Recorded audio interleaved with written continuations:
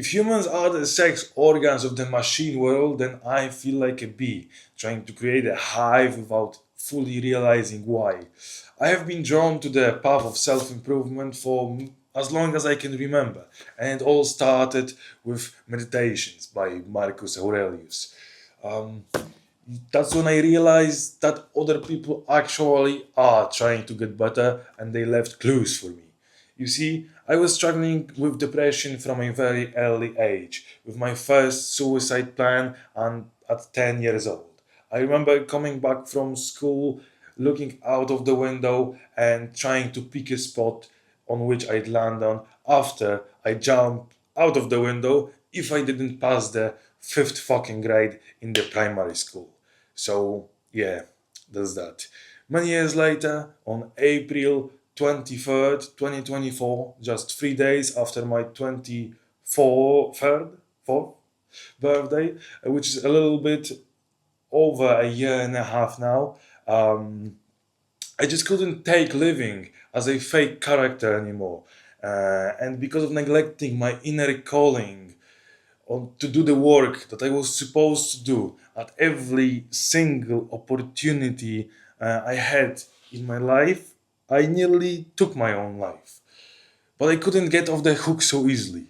I remember lying down on the floor with a small puddle of blood, with my vision fading as I heard a voice. Don't fucking die like this, bro. Don't die like this. I rolled my slashed arm with kitchen towels and did push ups in the exact spot I nearly died until I felt better. For whatever reason, I had the phrase in my mind from Miyamoto Musashi: you may abandon your own body, but you must preserve your honor. And after all, killing myself would be quitting the game of life. It would be saying, no, fuck this, it's too much for me, I give up. And I simply couldn't accept to die like that. In that moment, I thought if I love physical pain so much because it allows me to have a break from the mental hell cooking my brain 24/7, then actually the most painful thing would be for me to keep on living, get the fuck out of this place, and rebuild my life. It truly seems like I was supposed to die that night, but I said fuck you to what the Sisters of Fate had in store for me. It's probably one of the most toxic coping mechanisms I could have chosen, but that's the only thing I had at the time. And bada bing, bada boom, I'm here, bitch. Well, it wasn't like Lady Luck suddenly showed up and sucked my dick, but that's a story for another time. I am proud to say that I am no longer in the ninth circle of hell. I may be not in the best place looking from the outside in. However, I'm definitely the furthest I've gotten in my life. So that's a huge fucking plus. I have money saved up and I am no longer working a dead end job as a fucking strip club promoter. No more selling spicy strawberry bitches. No more big booty bitches spinning like rotisserie chicken. I have burned bridges connecting me to that and I am not going back there at all fucking cost. And I unshackled my mind to the extent that I can finally start to rely on myself. I went to Dubai for a mastermind not only to learn how to make social media work, but also to inspire myself that everything I dream of actually is possible. I wanted to literally experience the quote: Life can be much broader once you discover one simple fact, and that is everything around you that you call life was made up by people that were no smarter than you. And you can change it. You can influence it. You can build your own things that other people can use. And the minute that you understand that you can poke life and actually something will, if you push in, something will pop out the other side, that you can change it, you can mold it. That's maybe the most important thing. and I did. I am in a much better position to handle everything. So, so all in all, I have a couple of months before my money runs out, so I can fully commit to building myself and building the best version of me and kickstarting my dream, which is this thing. Alright, so that's it and that's that, but I didn't quite explain what destroyed me. So, what the fuck was it that I missed in my life and that made me think that I fucked up so much that I need to kill myself? Well, let me read you a quote by Marcus. Remember how long you've been putting this off, how many extensions the gods gave you. You didn't use them. At some point, you have to recognize what world is it that you belong to, what power rules it, and from what source you spring. That there is a limit to the time assigned you, and if you don't use it to free yourself, it will be gone and never return. Exactly fucking right, Marcus, my boy.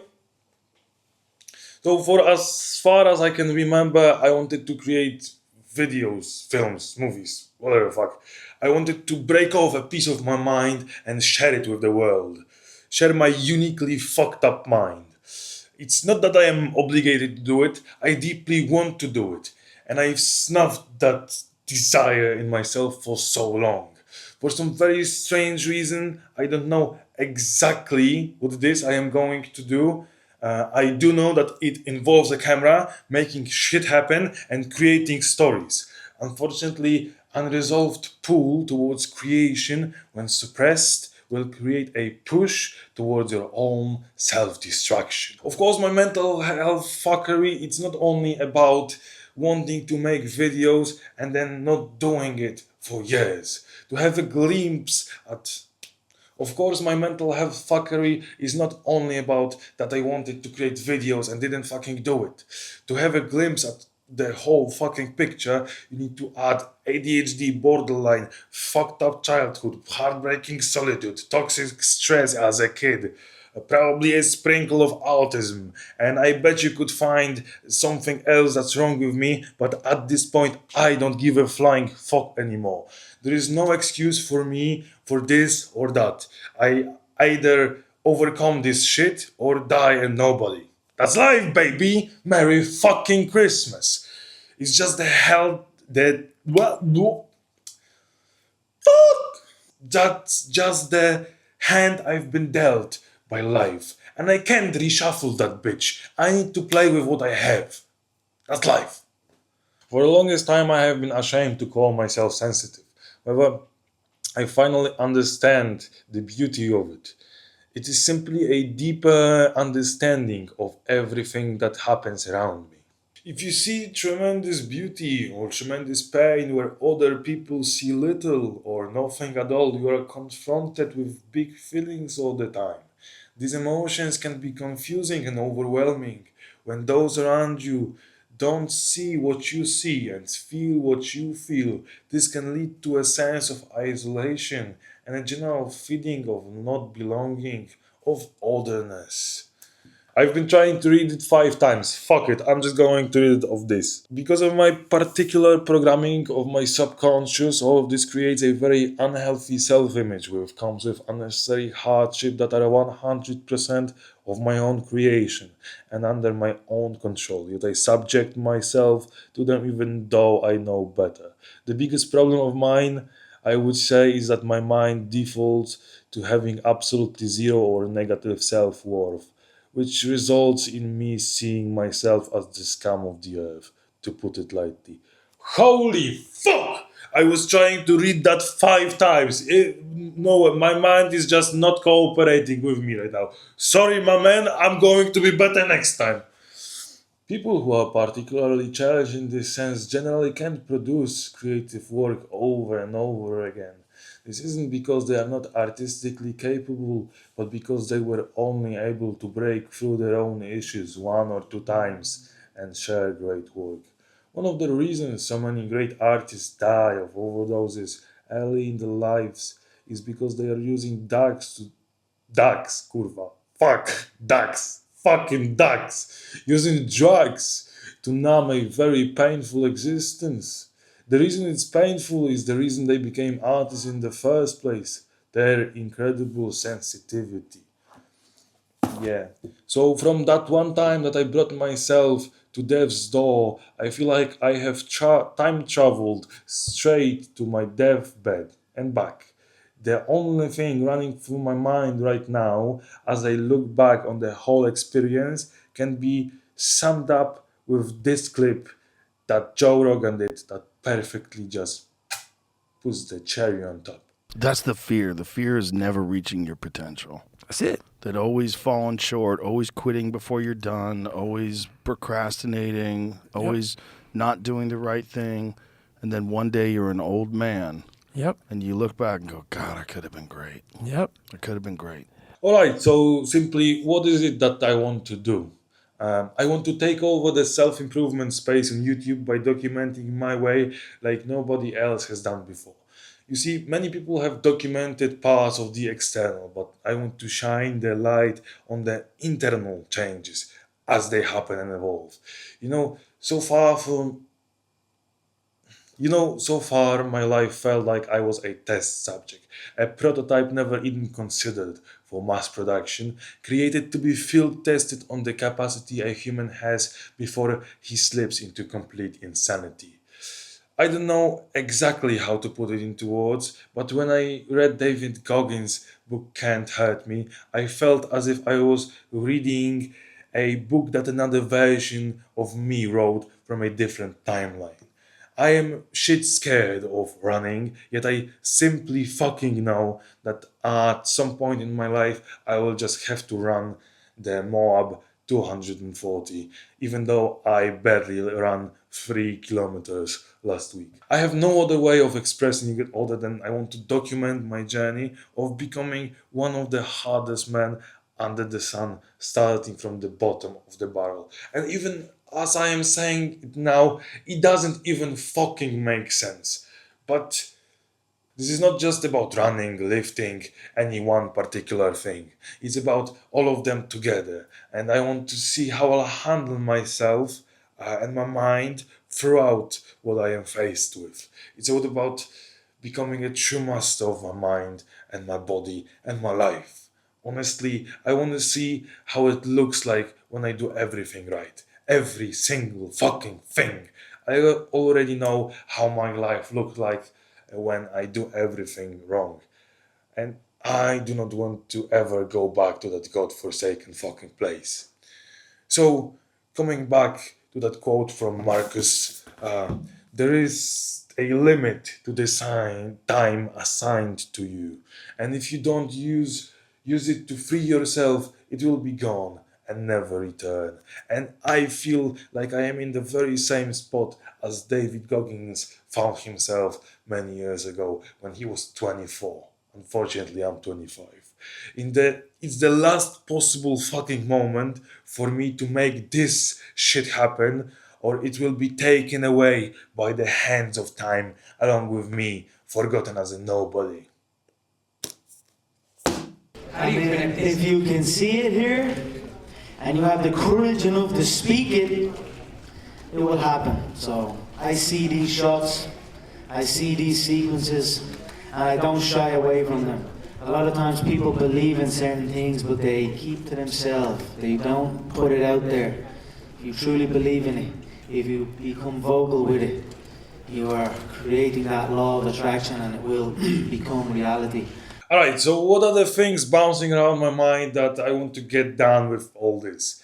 I want to build a resilient, anti-fragile mind that feeds itself with every step by studying the way of savagery and sharing everything I learn. By creating a community of old school way of thinking savages. Find a way to make my first money online so that I can leave for Thailand before 420 the next year, which is my birthday. Learn fundamentals of fighting, which is a prep for Thailand. Get myself into a fighting shape, which mostly means getting better at my cardio base because it's fucking shit right now. And then train in Thailand Muay Thai for at least 6 months. I need to achieve a top 1% physique and become a BMF, which is a big fucking monkey, but maintain my excellence in movement at the same time. And also gain excellence at movement because it's not that great right now. Also, I have been obsessed with the story of Rocky, a slam dog getting a title shot, and I want the same. That's why my North Star for this stage of my life is achieving everything I said above, and building an audience online, and then having a professional fight with the person who inspired me to do more in life, which is Jack Hopkins. It's not that I don't like Jack, I deeply admire the man, and after all, I learned from him. However, I one day would like to shake his hand as an equal, stand eye to eye, and just go the distance. Just go the fucking distance. That's the plan. But before I get to do all that, I need to rewire myself completely. And in order to do that, I need to complete the 4x4 by 48 Goggins challenge, which is running 4 miles every 4 hours for 48 hours. And I need to complete it before the end of January.